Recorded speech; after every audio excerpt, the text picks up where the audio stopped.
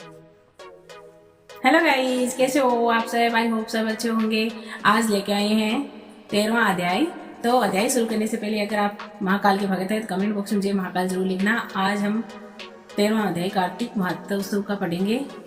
तो 13 अध्याय में क्या दिया है देखो। नारद जी बोले, दैत्यों के तीक्ष्ण प्रहार से व्याकुल देवता इधर उधर भागने लगे। तब इंद्र आदि को इस प्रकार भयभीत देखकर गरुड़ पर चढ़े भगवान विष्णु भगवान युद्ध में आगे बढ़े। उन्होंने अपना सारण नामक धनुष उठाकर बड़े जोर से टंकोर किया। पल मात्र में ही भगवान विष्णु ने हजारों के सिर काट गिराए। यह देखकर जलेंद्र के क्रोध की सीमा न रही। फिर तो भगवान विष्णु और जलेंद्र का महान संग्राम हुआ। बाणों से आकाश भर गया। लोग आश्चर्य करने लगे। भगवान विष्णु ने अपने बाणों के वेग से उस दैत्य की ध्वजा, छत्र और धनुष बाण काट डाले तथा एक बाण से उसकी छाती में प्रहार किया।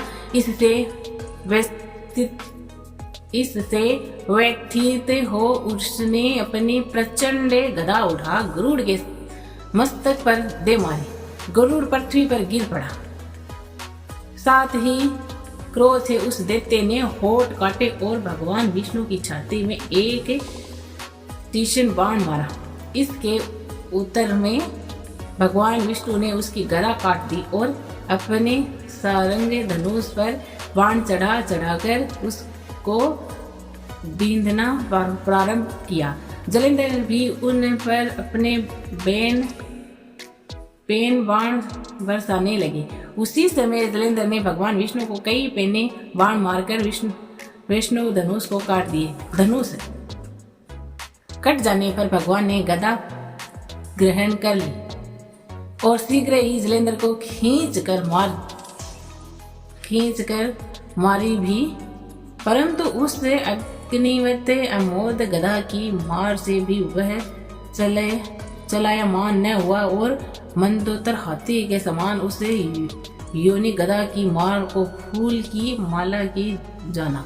साथ ही उस युद्ध दुर्मद ने अत्यंत ही क्रोध होकर एक अग्निमुख त्रिशूल उठाकर विष्णु पर छोड़ दिया। भगवान विष्णु ने शिव के चरणों का स्मरण कर नंदक नामक त्रिशूल से उसके त्रिशूल को छेद दिया।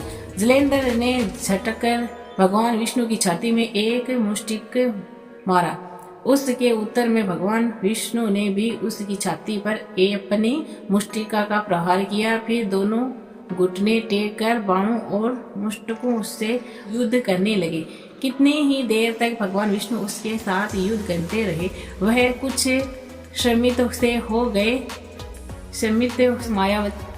मायावी भगवान उस दैत्यराज से मेघ बाण से बोले, हे रण धुरुम दैत्य श्रेष्ठ, तू धन्य है जो इस महायुद्ध में इतने बड़े बड़े आयुधों से भी भयभीत न हुआ।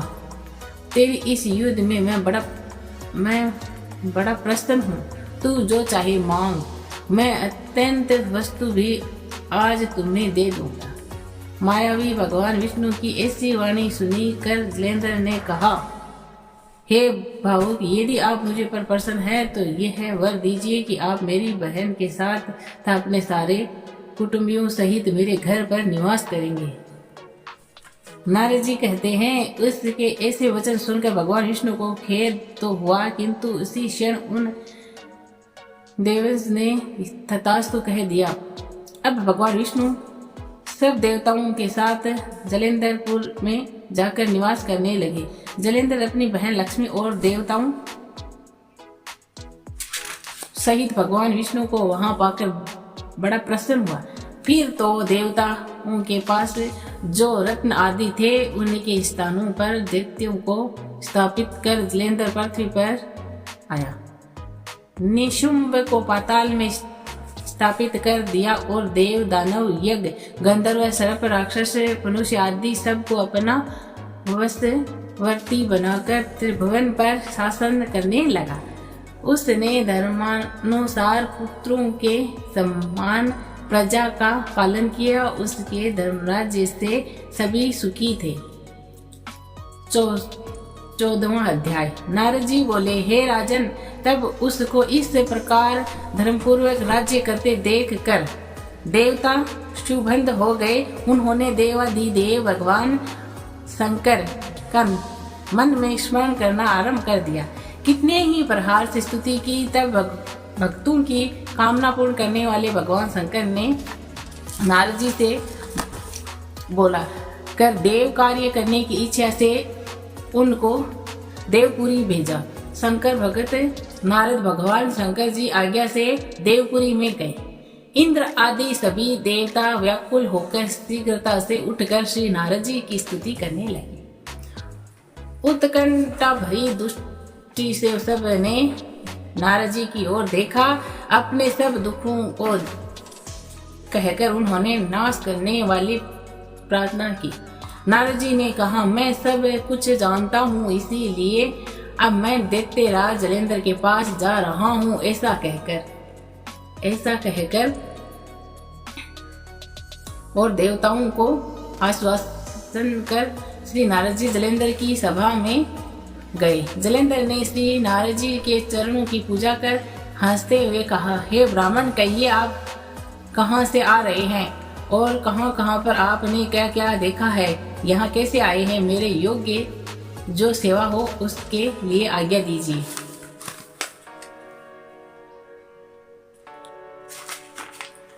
जलेंद्र के इस प्रकार के वचन सुनकर श्री नारद जी प्रसन्न होकर बोले, हे दानवराज महाबुद्धिमान जलेंद्र, तुम धन्य हो, क्योंकि इस समय सब रत्नों के भक्तों एक तुम ही हो, हे दैत्य श्रेष्ठ।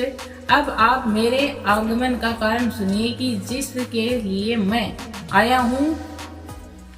यहाँ आया हूँ। हे दैत्यराज, मैं स्वेच्छा से कैलाश पर्वत गया था, जहाँ 10,000 में कल्प वृक्ष का वन है। वहाँ पर मैंने सैकड़ों कामधेनुओं का विचरते हुए देखा था। यहाँ देखा कि वह वन चिंतामणि से प्रकाशित परम दिव्य अद्भुत और सब सर्वमणीय है। मैंने वहाँ पार्वती जी के साथ स्थित शंकर को भी देखा तो सर्वांग सुंदर गौरव त्रिनेत्रा एक मस्तक पर चंद्रमा धारण किए हुए हैं। यह देखकर मुझे बड़ा आश्चर्य हुआ कि इनके समान समृद्धिशाली त्रिलोकी में कोई या कि नहीं। हे दैत्येंद्र, उसी समय मुझे तुम्हारी भी समृद्धि का स्मरण हो आया और उसे देखने की इच्छा में तुम्हारे पास चला आया। जलेंद्र को बड़ा हर्ष हुआ। अपने श्री नारद जी को अपनी सब समृद्धि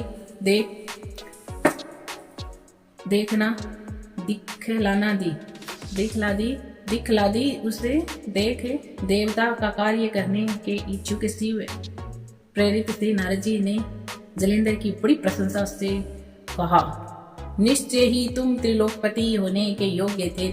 तुम्हारे लिए ऐसा कोई विचित्र बात नहीं है। मैं देखता हूँ कि और तो तुम्हारे पास सब कुछ है और किसी बात की कमी नहीं है। ऐरावत तुम्हारे पास है, उच्च सरवार घोड़े तुम्हारे पास है, कल्प वृक्ष और कुबेर की निधि तुम्हारे घर में है, मणि और रत्नों के ढेर भी तुम्हारे यहाँ लगे हैं, ब्रह्मा जी का हंस युक्त विमान भी तुम्हारे पास है और भूलोक पाताल और पृथ्वी पर जितने भी रत्न आदि हैं वे सब तुम्हारे पास हैं। तो तुम्हारे इस प्रकार के सब रत्नों से आदि ऐश्वर्य को देखकर बड़ा प्रसन्न हो, परंतु तुम्हारे पास कोई स्त्री रत्न नहीं है। उसके बिना तुम्हारे ये सब फीका है। तुम कोई स्त्री रत्न ग्रहण करो। नारद जी के इस प्रकार के वचन सुनकर दैत्यराज काम से व्याकुल हो गया। उसने नारद जी को प्रणाम करके पूछा कि ऐसी स्त्री कहाँ मिलेगी जो कि सब रत्नों में श्रेष्ठ है। वो यदि ऐसा रत्न कहीं मिले तो मैं आपकी आज्ञा से उसे अवश्य ही लाऊंगा। नारद जी ने कहा, ऐसा रत्न तो कैलाश पर्वत पर योगी शंकर जी के पास ही है। उनकी सर्व के सुंदर पत्नी देवी पार्वती बहुत ही मनोहर है। उसके समान सुंदर मैंने आज तक नहीं देखी। शंकर से बढ़कर समृद्धि बुद्धिमान दूसरा कोई नहीं है। उसके इस रत्न की महिमा तीनों लोक में कहीं पर भी नहीं है। तभी तो परम विरक्त आत्मा राम शंकर भी उसके वश में हो गए हैं। देव ऋषि नारद उस दैत्य से ऐसा कहकर कार्य करने की इच्छा से आकाश मार्ग को चले गए।